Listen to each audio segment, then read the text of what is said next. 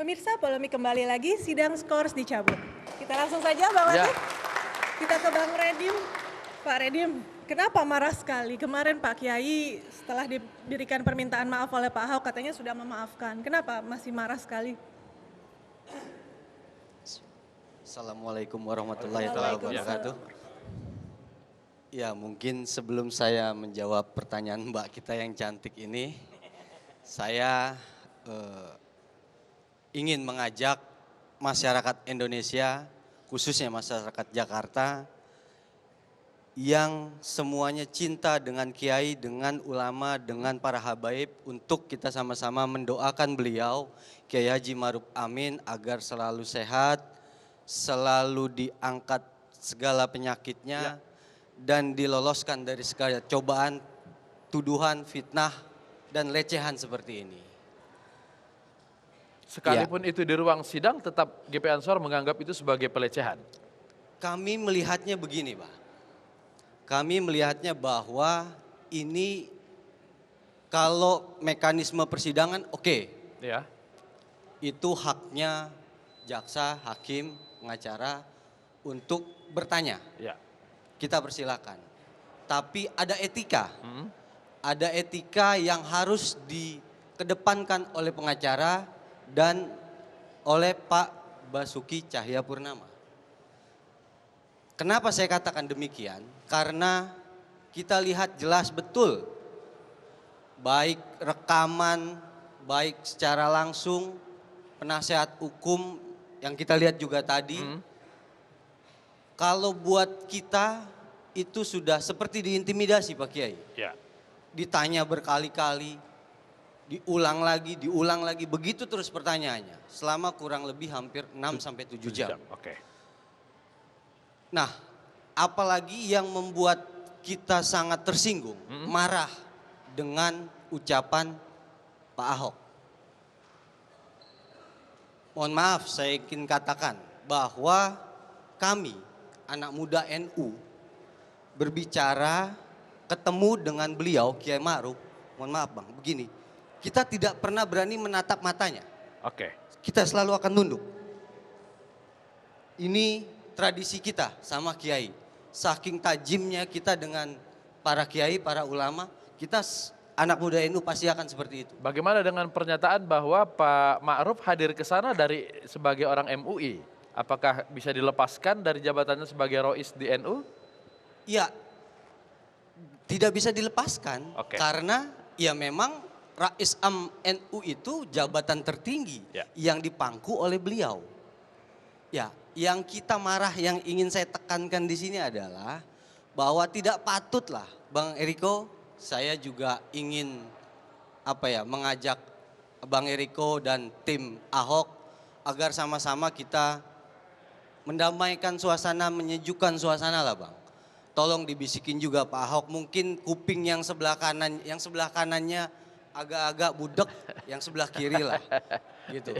Dibilangin gitu kan. Kalau nggak bisa tembus juga, ya mungkin kita ya silaturahim lah ke rumah Lembang atau bagaimana gitu kan. Biar Pak Ahok nih tahu cara beretika, cara ya walaupun tidak pernah bersentuhan dengan Kiai, tidak pernah ngobrol dengan Kiai mungkin, ya tapi hargailah. Beliau ini orang tua kita, panutan umat Indonesia, umat muslim Indonesia, khususnya kaum Nahdliyin seperti kita. Oke, baik.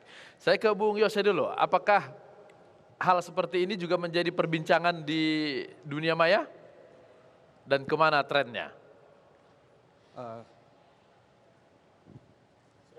Sudah aktif ya? Oke, jadi memang sangat disayangkan ya peristiwa 2 hari yang lalu.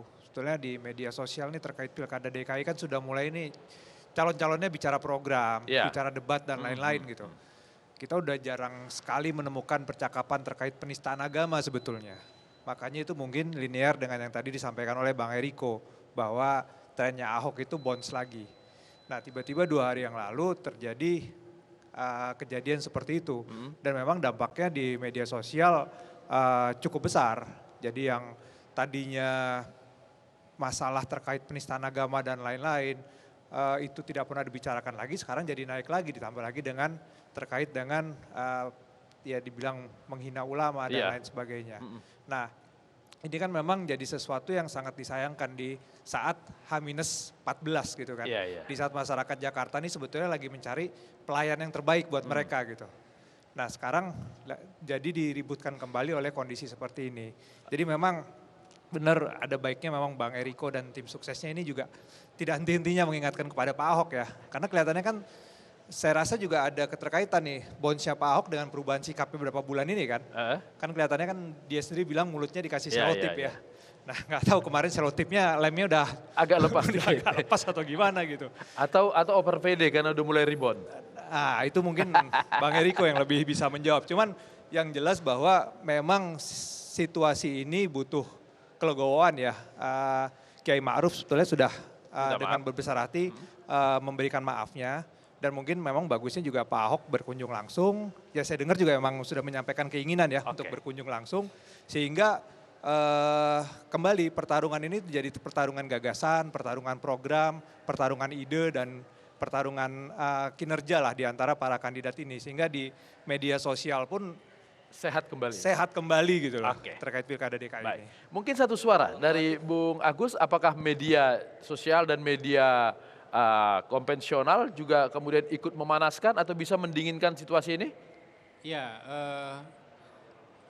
ini kan situasi kehidupan publik telanjur keruh dan kusut dengan kasus seperti ini gitu ya. Jadi kita harus bisa keluar dari situasi ini dengan benar-benar ada pelajaran yang bisa kita petik untuk masyarakat gitu ya. Dan saya kira peran media di situ penting sekali.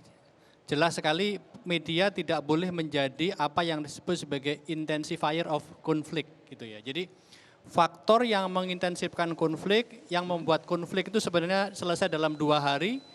Kiai Ma'ruf dengan Pak Ahok selesai 2 hari, tapi karena media terus-menerus memberitakan dalam dimensi konfliknya, itu jadi berkepanjangan. Nah ini yang harus dihindari oleh media hari ini. Nah dan kemudian mari menurut saya pemberitaan media itu harus beranjak kepada isu-isu yang lebih penting untuk diketahui masyarakat. Ini kan sebenarnya forum untuk pendidikan hukum, pendidikan politik untuk warga Indonesia menurut saya.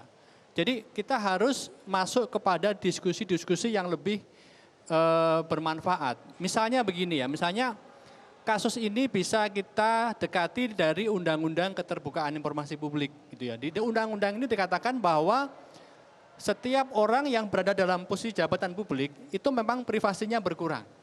Dan dia harus siap untuk dibuka informasinya. Nah menurut saya kalau kita menyempatkan Kiai Ma'ruf Amin sebagai ketua MUI, maka dia sebenarnya adalah seorang pejabat publik.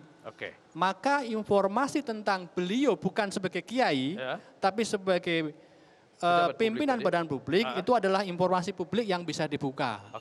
Nah persoalannya adalah informasi telepon itu kan tidak hanya terkait dengan informasi Pak Ma'ruf, tapi juga informasi Pak SBY yang sekarang sudah tidak lagi dalam posisi Presiden. Badan pejabat publik. Nah menurut saya kita harus masuk diskusi pada isu-isu yang seperti ini, sehingga kasus ini itu akan berakhir dengan pelajaran-pelajaran penting buat masyarakat. Tentang bagaimana keterbukaan informasi publik, tentang bagaimana penyadapan dan seterusnya gitu. Jadi jangan sampai pemberitaan media itu bergumul dengan konflik dan konflik, sehingga kemudian situasi semakin tidak kondusif dan tidak ada pelajaran yang bisa diberikan masyarakat pada masyarakat kecuali konflik itu sendiri. Nah menurut saya kita harus menghindari situasi yang ini. Baik, menarik sekali tapi kita harus istirahat ya. Ya perbincangan kita lanjutkan setelah ini, Bang Latif, sidang diskurs.